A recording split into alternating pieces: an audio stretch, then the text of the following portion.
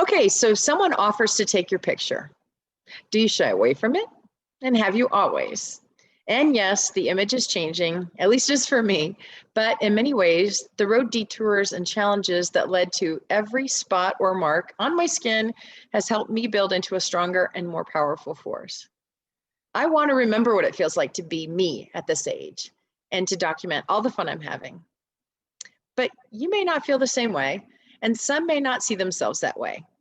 They may need someone else to shine a light, literally, to bring their beauty and the essence of who they are out front for all to see, but more importantly, for she herself to see. And that person is with me today. And I think you'll see when you meet Julie how her passion for helping elevate women, especially those of us over 50, is changing how they feel and is truly changing lives.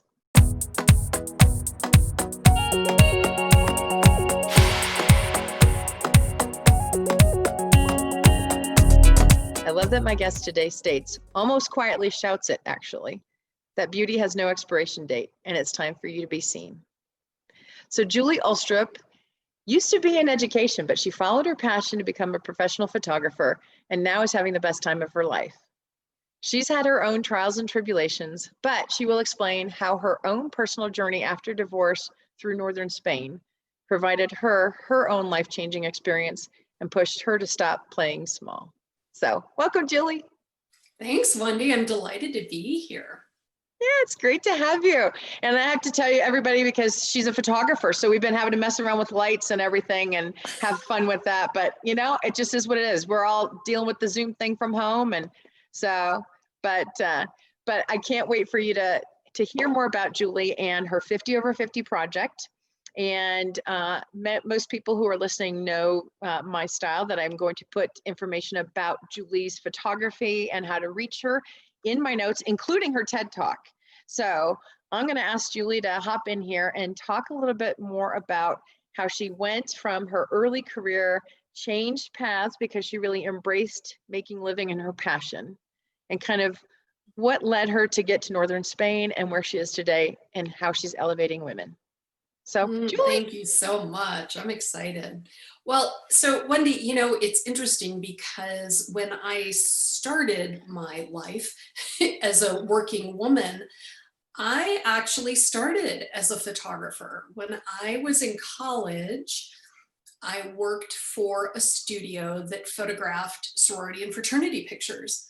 And I loved it. I got to go to all the parties and I took pictures, and so that I made really good money, especially for college.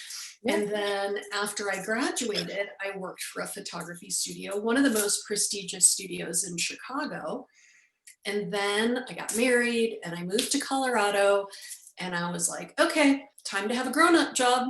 That's what I felt like, because there was this story that I believed that, oh, you know, you can't really work as a photographer and earn a living, and it's not really a job.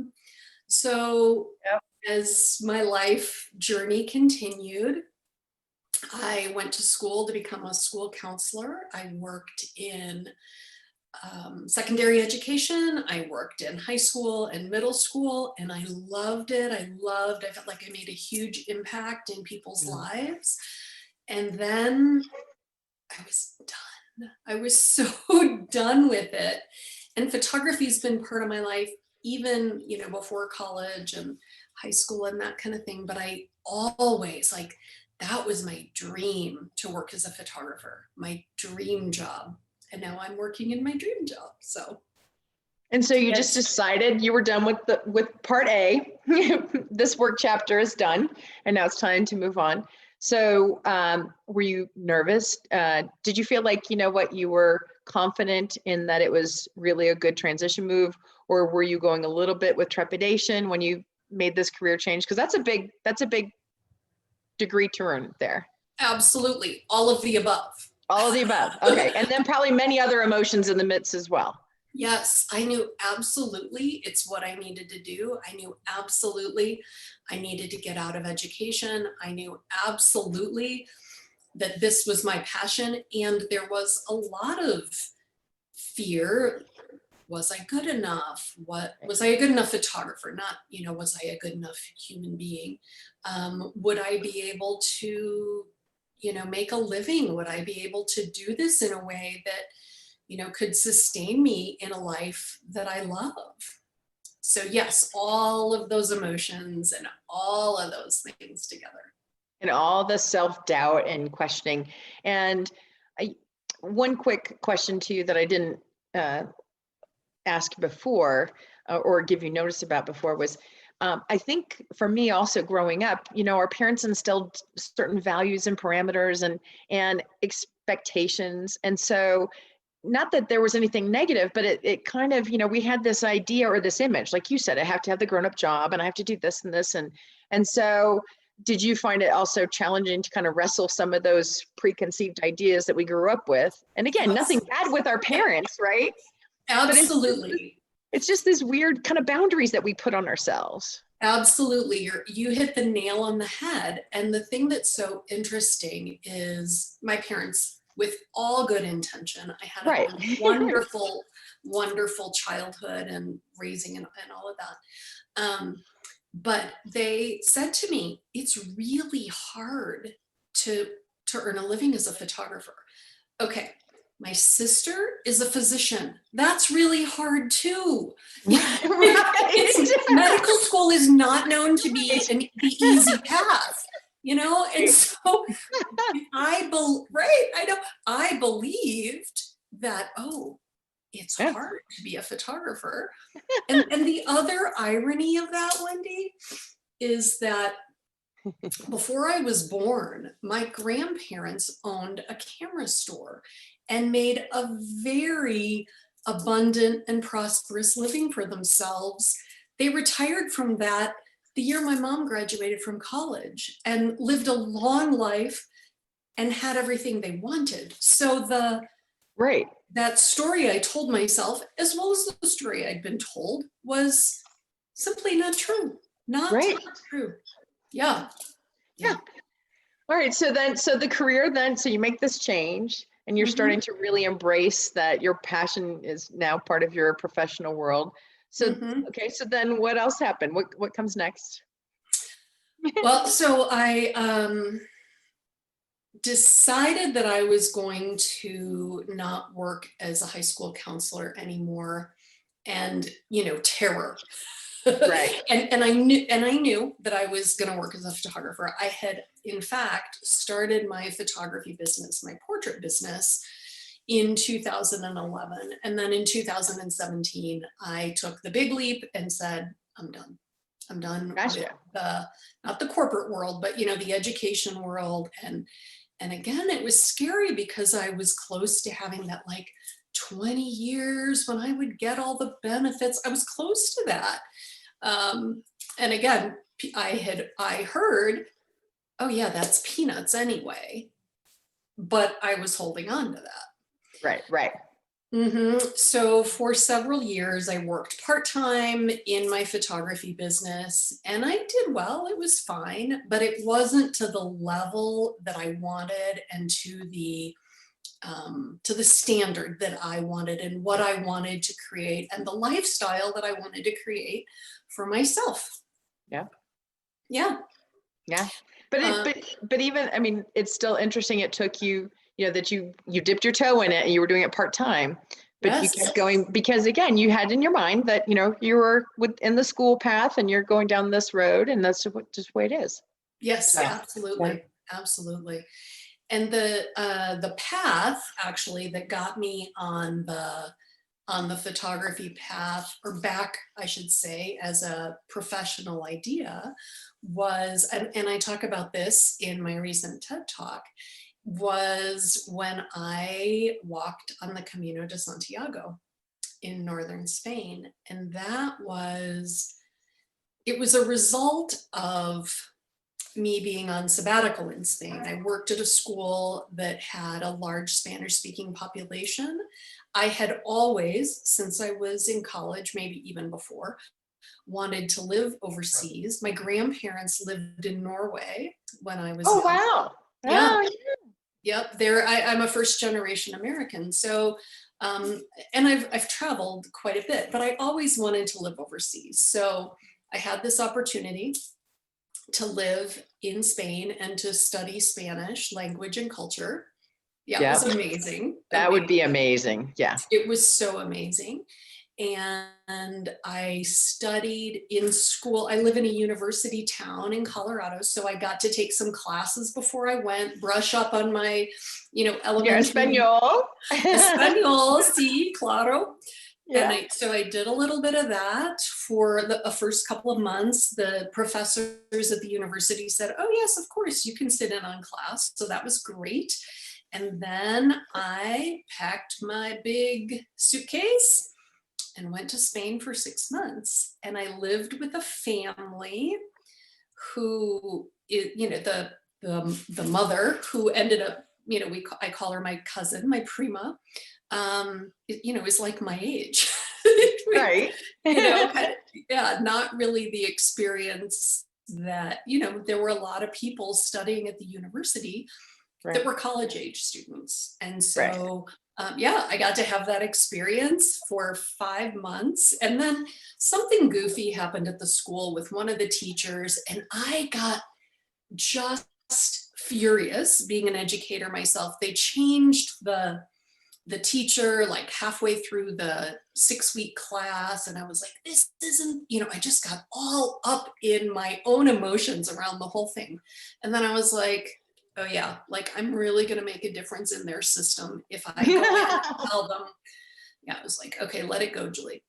Great. And I decided that the next month I had planned to take classes again. And I decided I'm going to walk on the Camino de Santiago, which, if you're not familiar with the Camino de Santiago, it is a pilgrimage in northern Spain. In fact, it reaches all across Europe, and it is the way of the stars, it's called. And so it is under the Milky Way.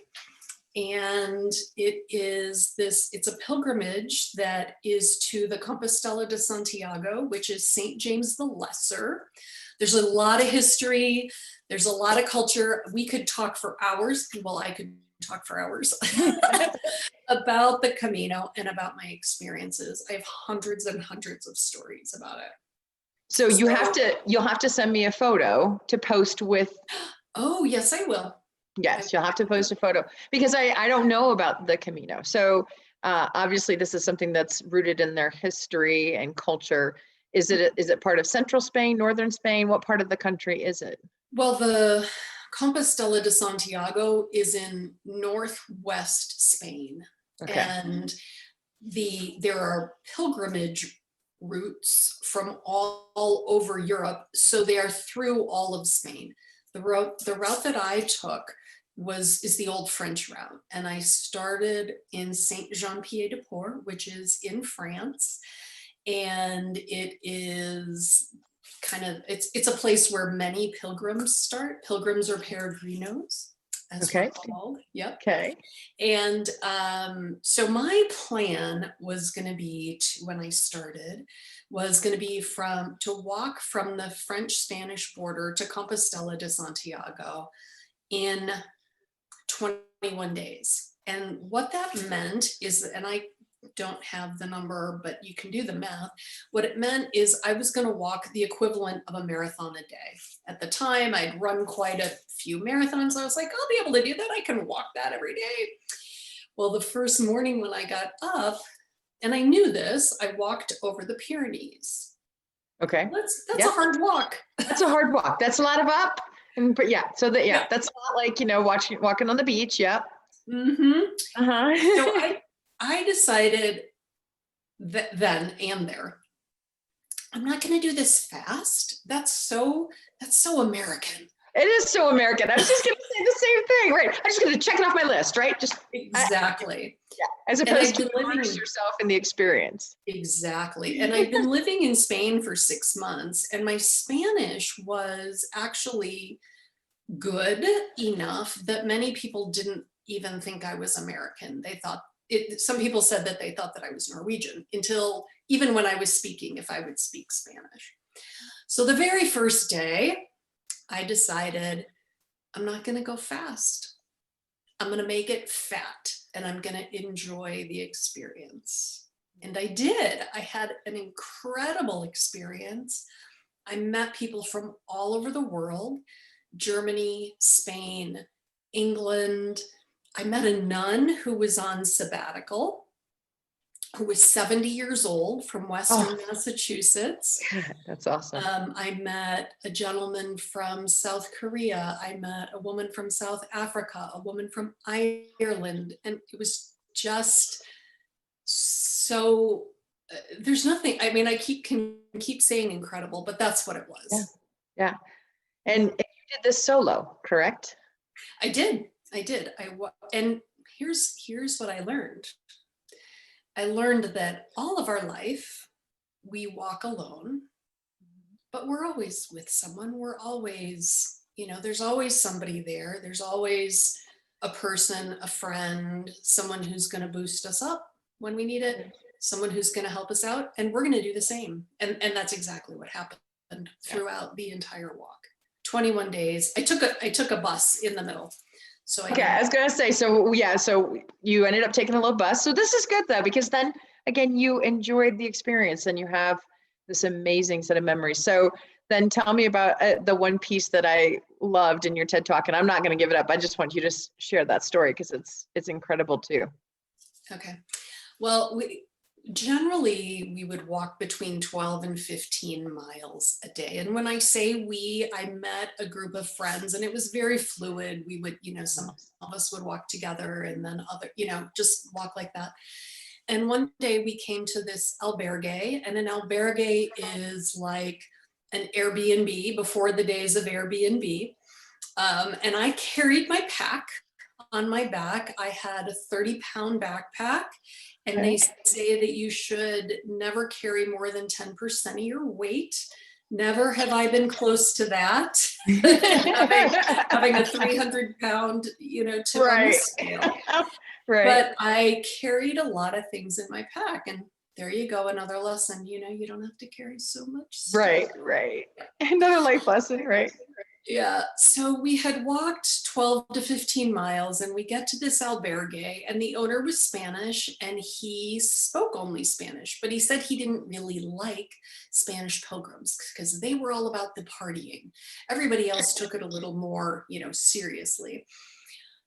Okay, I go in and I plop my backpack down on the floor, and I like flop onto the bed that is covered with a plastic sheet, and I'm all sweaty. So I kind of stick to the bed, and he comes in and he says, "Levántate, get off the bed," because I hadn't showered because I was sticky.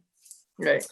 And so, I'm shocked, and I jump up and I shower, and I'm tired. And he asks me, because again, I'm the only one in the group that evening at the albergue who speaks Spanish. He said, "Would you like to have a pilgrim's mass?" He explained to me that the local priest had given him permission to give a pilgrim's mass. And so I asked my friends. I knew I wanted to go to the mass, and I asked my friends, and they all said yes, of course, yes, we'd love to have a pilgrim's mass. And we walked down to this tiny church that looked to me like it was something out of my high school geography book. One of those, it would look like it was made out of cement. It was probably stone. It was small. It looked like a pagan temple, is what I would have said. And we walk in, he opens the door. We go to the front. I sit in the front pew, and I'm hungry. And I'm tired, like I said, right. And I'm getting cold, and I adjust myself onto the hard wooden bench, and he starts the mass, and I hear the words wash over me. It's in Spanish, and I understand most of it. And it's just this very calm, relaxing state that I'm in. And then all of a sudden, out of the corner of the room, I hear the most beautiful song in the sweetest voice. Amazing Grace, how sweet the sound. And I start to cry. And then the song keeps going. To save a wretch like me, I once was lost, but now I'm found, was grace that made me see. And I'm crying, and the ugly cry, and the ugly cry. But I sat there, I just sat there, and he finished the mass, and I had my camera with me, and I walked around and took some pictures. And I walked to the back, and my friend Tobias, who's German, is waiting back there, and he's a big German man. Again, kind of like what you would expect a typical German man. And I said, "Oh, Tobias, thank you for singing Amazing Grace," because I knew that he sang in his church choir at home. And he looks at me. He said, "Julia, I wasn't singing Amazing Grace." And I said, "But you heard Amazing Grace. You heard Amazing Grace in there." And he said, "No, I did not." He said, "That's an American hymn besides." And then the waterworks started, because I knew that was for me. I knew the song was for me. And I knew that it was time for me to stop playing small. I'd been through a really hard time in my life. I'd been through a very dark time.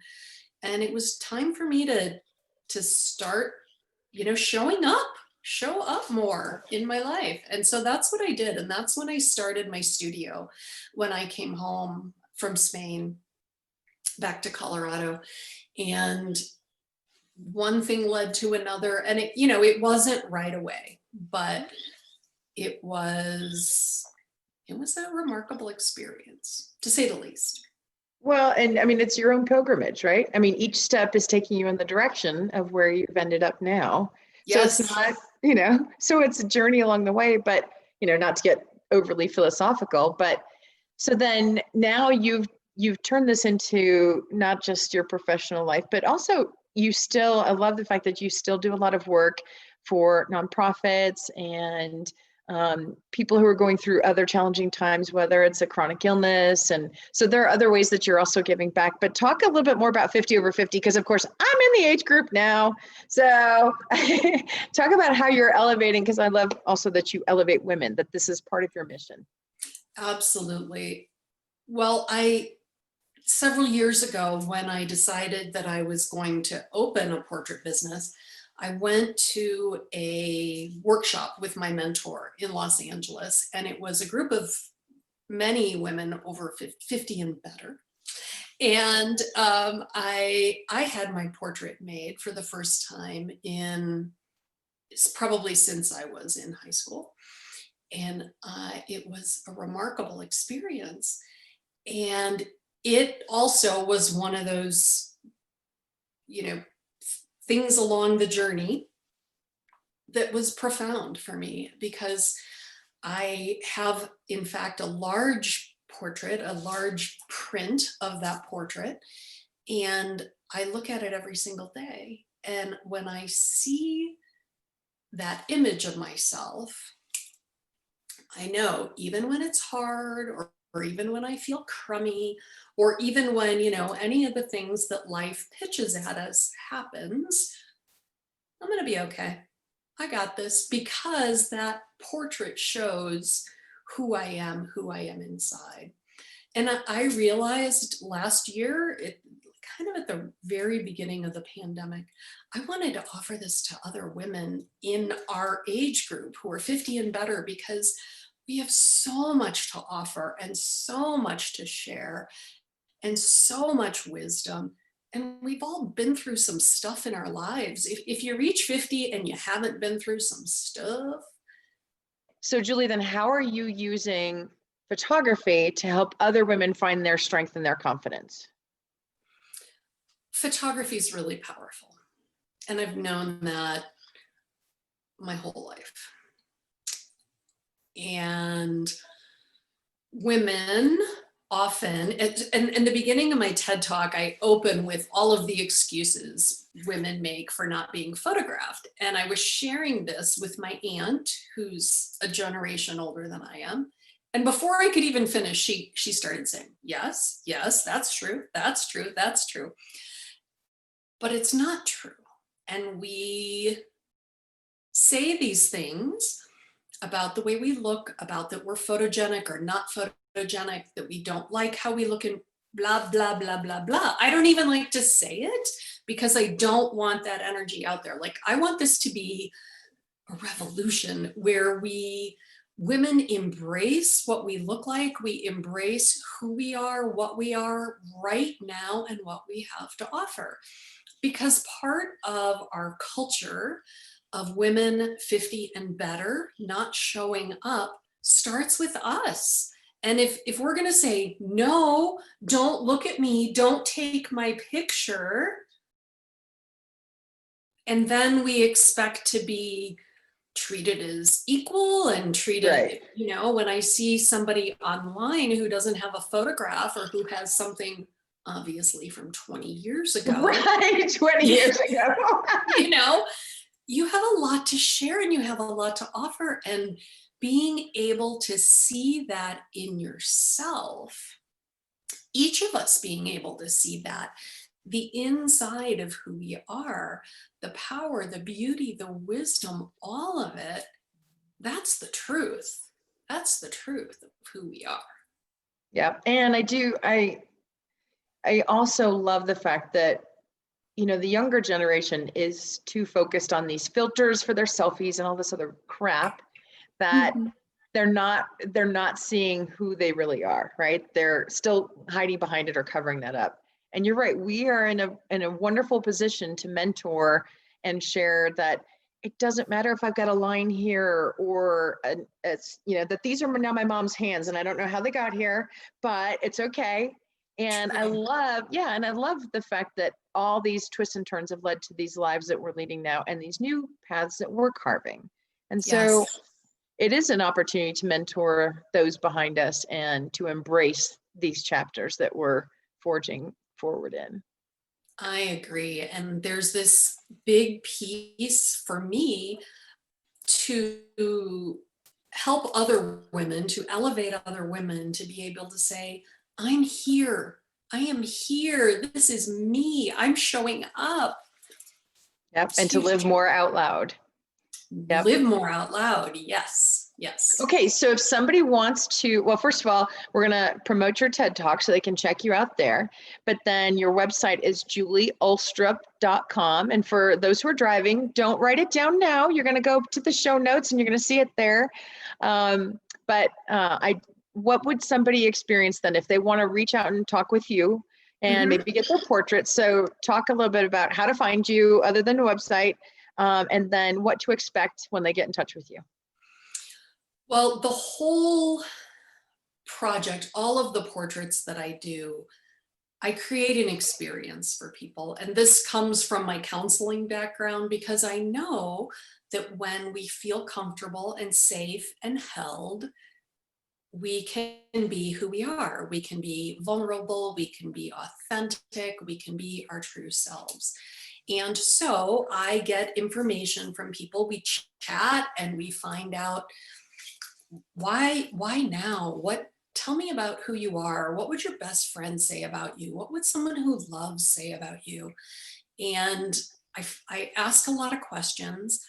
And then we create together, it's a co-creation, we create an experience. I have a studio that has a full indoor setup as well as an acre and a half of quintessential Colorado.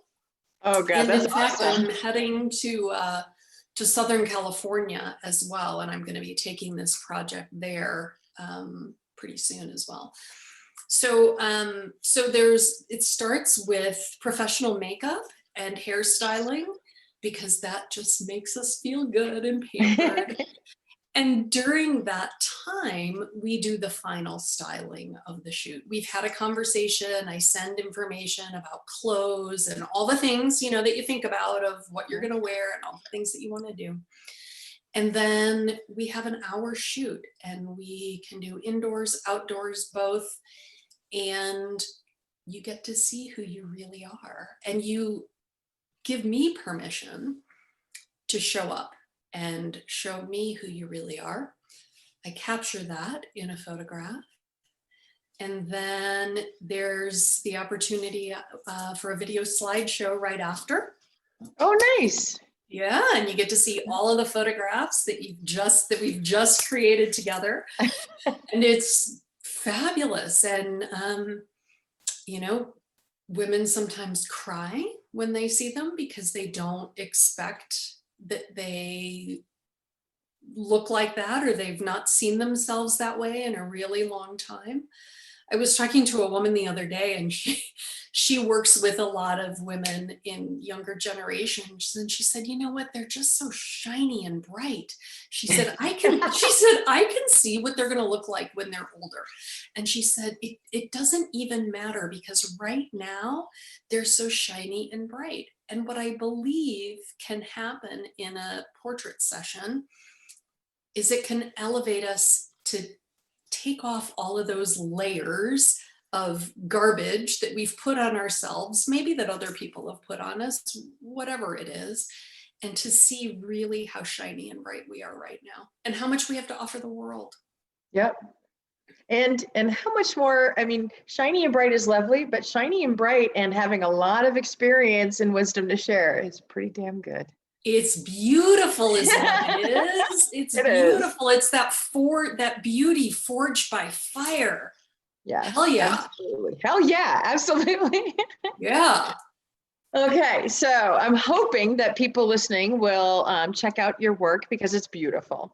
Thank you. And I love the fact that my guess would be that all of your time in counseling made you a much better photographer than you probably ever would have been, because you're looking more deeply into somebody's soul and getting more personal with their story. So I'm sure that that's really contributed to again, how successful and how you're helping women right now. So thank you. I believe that's true. And women have told me that and written that to me, that they have said, Julie not only takes a picture, she captures an image of the soul. So yeah, that's true.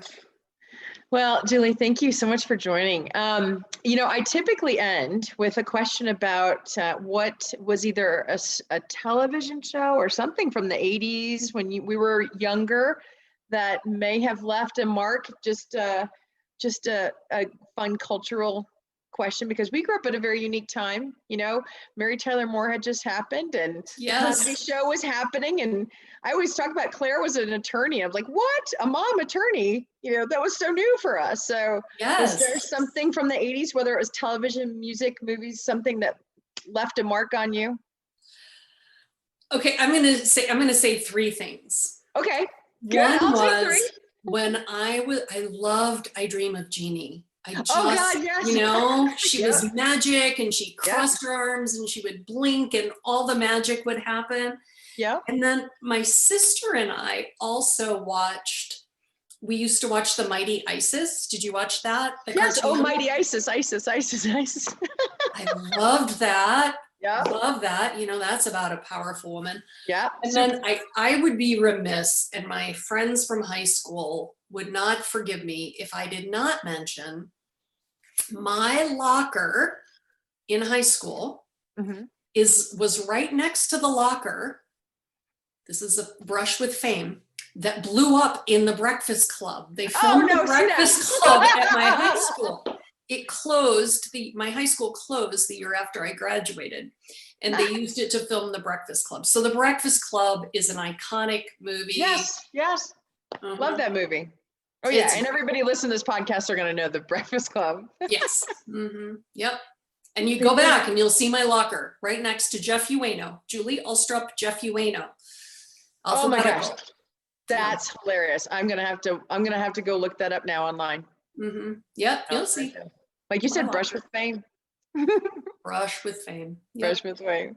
Well, okay. I can't tell you how great it is having you here, and I hope, like I said, others check out your work.